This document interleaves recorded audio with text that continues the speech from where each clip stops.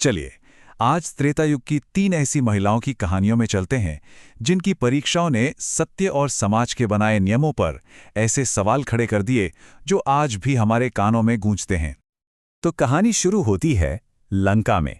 युद्ध खत्म हो चुका है, सब तरफ राख ही राख है और उसी राख से एक सवाल उठता है। एक ऐसा सवाल जो सदियों से पूछा जा रहा है, क्या सच को वाकई किसी सबूत की जरूरत होती है? जरा सोचिए उस माहौल के बारे में। युद्ध खत्म हो चुका है, हर तरफ जीत का शोर है।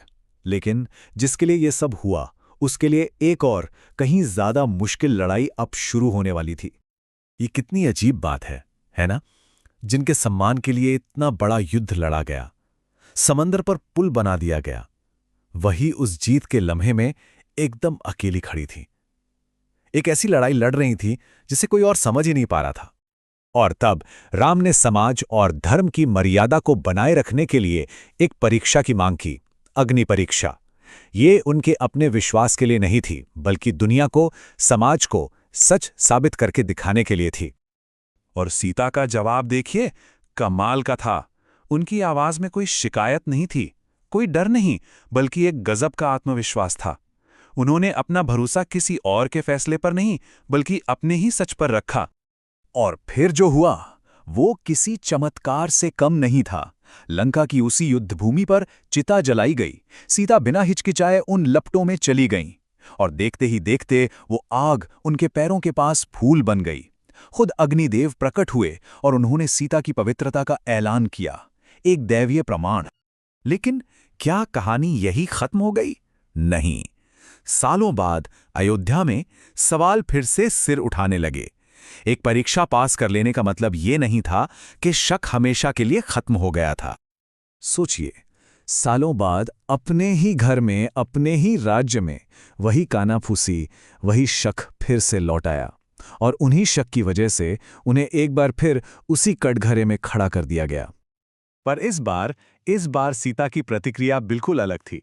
पहली बार उन्होंने समाज के लिए सबूत दिया था, लेकिन दूसरी बार उन्होंने अपने सच के लिए सम्मान मांगा। ये सिर्फ एक इनकार नहीं था, ये आत्मसम्मान का एक बहुत बड़ा ऐलान था। उन्होंने साफ कह दिया, मैं उस समाज के सामने नहीं झुकूंगी जो बार बार मुझ पर शक करे। तो इस बार कोई आग नहीं जली। इसके बजाय उन्होंने अपनी माँ, धरती माँ को पुकारा। उन्होंने ये चुनना बेहतर समझा कि वो अपने स्रोत में वापस चली जाएं, बजाय इसके कि वो बार बार अपनी कीमत साबित करती रहें। चलिए, अब सीता की कहानी से आगे बढ़ते हैं और बात करते हैं अहिल्या की।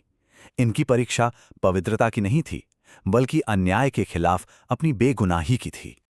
अहिल्या की कहानी एक पल के धोखे और उसकी भयानक सजा की कहानी है।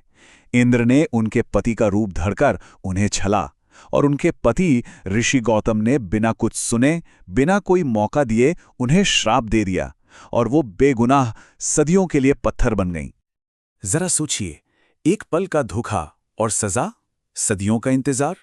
एक जीती जागती जिंदगी पत्थर में कैद हो गई और फिर सदियों बाद राम के स्पर्श ने उन्हें उस श्राप से मुक्ति दिलाई और आखिरकार न्याय मिला। लेकिन यहां एक सवाल उठता है, क्या सच में अहिल्या पत्थर बनी थी या फिर वो समाज पत्थर बन गया था जिसने बिना सोचे समझे एक निर्दोष पर उंगली उठा दी? और अब हमारी तीसरी और आखिरी कहानी शबरी की। इनकी परीक्षा थी अपनी आस्था की, वो भी समाज के तानों के खिलाफ। शबरी को क्या क्या नहीं सुनना पड़ा। लोग उन पर हंसते थे, अरे एक राजा भला क्यों आएगा एक वनवासी की कुटिया में? तुम्हारा ये इंतजार तो बेकार है, पागलपन है। सालों तक उन्हें ऐसे ही ताने सुनने पड़े। लेकिन शबरी की भक्ति इन सब बातों से परे थी। उन्होंने समाज के बनाए शुद्धता के नियम नहीं देखे। उन्होंने तो बस ये देखा कि उनके प्रभु को सबसे अच्छा प्रसाद मिले और इसीलिए उन्होंने हर एक बेर को पहले खुद चखा ताकि राम को सिर्फ मीठे बेर ही मिले। और राम ने क्या किया? उन्होंने उन जूठे बेरों को बड़े प्यार से खाया और ऐसा करके समाज के बनाए सारे ऊंच नीच के नियमों को तोड़ दिया। उन्होंने कहा, शबरी, तुम्हारी भक्ति ही सबसे पवित्र है। तो इन 3 अलग अलग कहानियों से हम क्या सीखते हैं? अगर आप ध्यान से देखें तो इन तीनों में एक बहुत ही गहरा संदेश छिपा है। देखिए, सीता की कहानी हमें सिखाती है कि सच को सबूत की नहीं, सम्मान की जरूरत होती है। अहिल्या की कहानी बताती है कि न्याय मिलने में भले ही देर हो, पर उसकी तलाश कभी नहीं छोड़नी चाहिए। और शबरी हमें दिखाती हैं कि सच्ची आस्था समाज के हर नियम से बढ़कर है। आखिर में इन तीनों कहानियों का सार बस इतना ही है, मेरा सत्य ही मेरा कवच है। जब किसी का सच और विश्वास मजबूत होता है तो उसे किसी बाहरी मोहर की जरूरत नहीं पड़ती। तो ये एक सवाल हमारे लिए छोड़ जाती है। जमाना बदल गया है, युग बदल गए हैं, पर क्या आज भी वैसी ही परीक्षाएं नहीं होती? क्या ये हजारों साल पुरानी कहानियां आज भी हमारे समाज को आईना नहीं दिखाती?